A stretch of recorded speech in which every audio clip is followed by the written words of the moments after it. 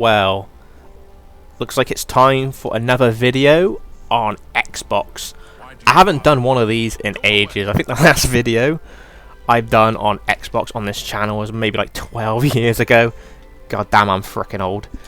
And that was when they first announced the Xbox, and it was going to be like there was a massive drama over it because it was going to be an always online device, and people basically completely boycotted the Xbox One, and everyone just ended up buying a PS4. Now those are crazy times. Now Xbox, I would say in terms of like console sales, they have been kind of, you know, getting kicked in the ass by PlayStation. The PS5 is outsold the Xbox at every turn. Oh, just drinking a bit of coffee.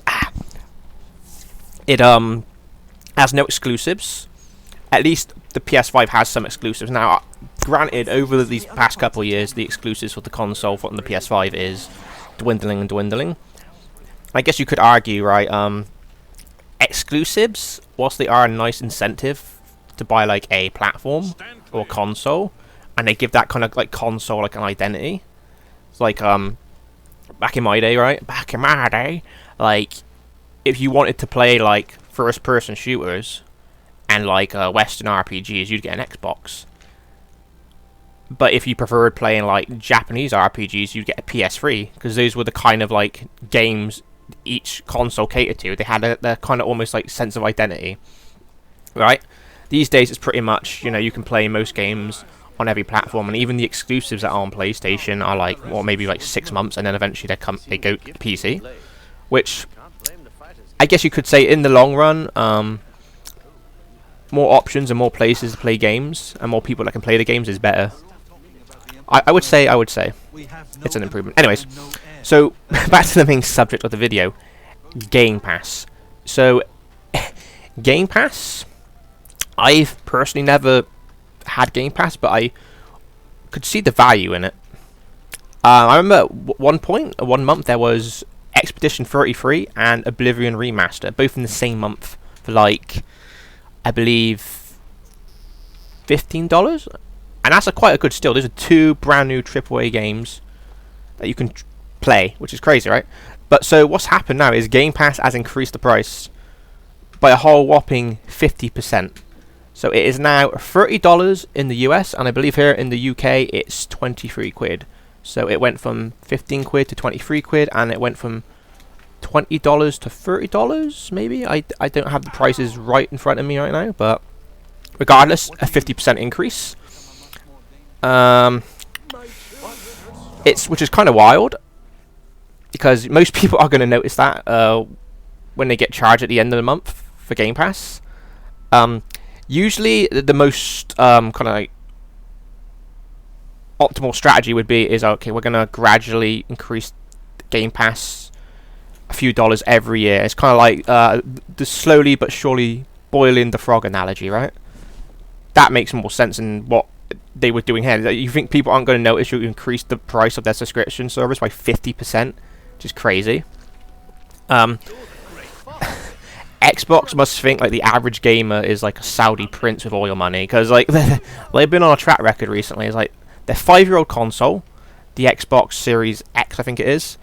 They've increased the price on that, even though it's completely not selling at all. You'd think, okay, well, this console's not selling, wouldn't the optimal strategy to be to cut the price to incentivize people to buy it? No one's buying the console, so we're going to raise the price. It doesn't even make sense, right? Like, and then you've got the new Xbox ROG Ally PC handheld that's being sold for a nice $1,000. Yes, we are in a day and age where handhelds are being sold for $1,000. Now I get it; it's got high-end hardware in it, so I get it. But I remember the days where I had a 3DS XL. It was like the red limited edition Pokemon Y one, and that was like 160 quid. And I thought that was like a big purchase for a handheld. But yeah, handhelds are kind of crazy these days, especially it's a whole market now where PC handhelds are extremely popular thanks to Steam Deck. I have a Steam Deck, and the Steam Deck's freaking amazing. It's great.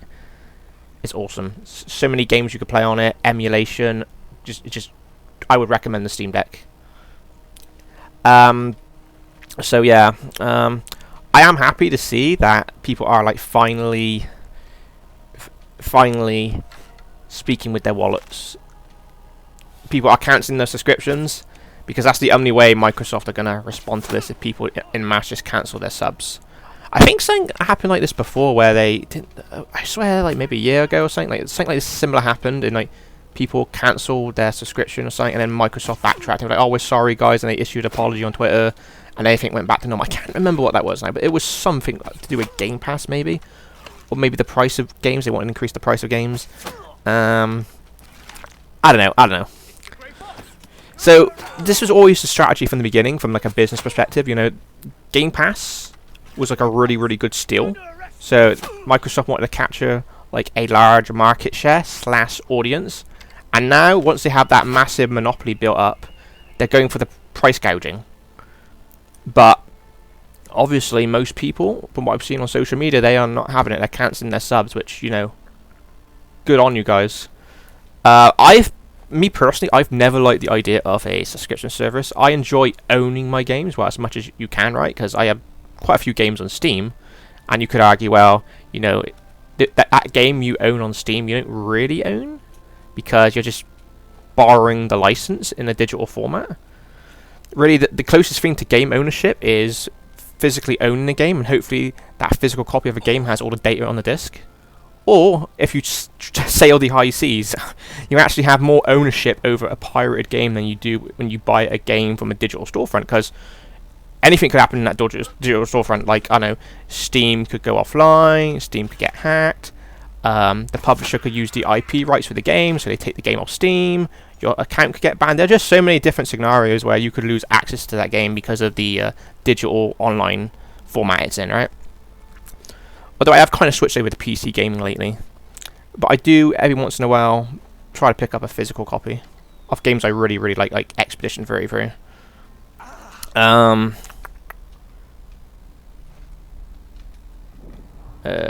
Also, I've never liked it when they do, they kind of like, they remove games and they add new games.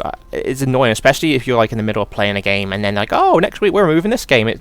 That's just, I don't like. I like the fact they add new games, that's cool, but removing like older games is just, it's annoying, right?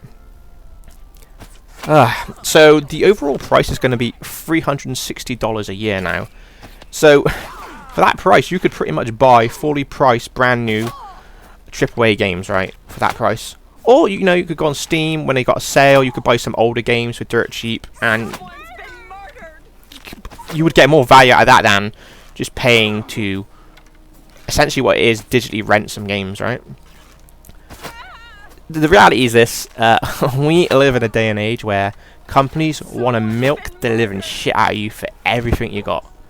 Despite the fact most of these companies are making record-breaking profits in like the billions and billions.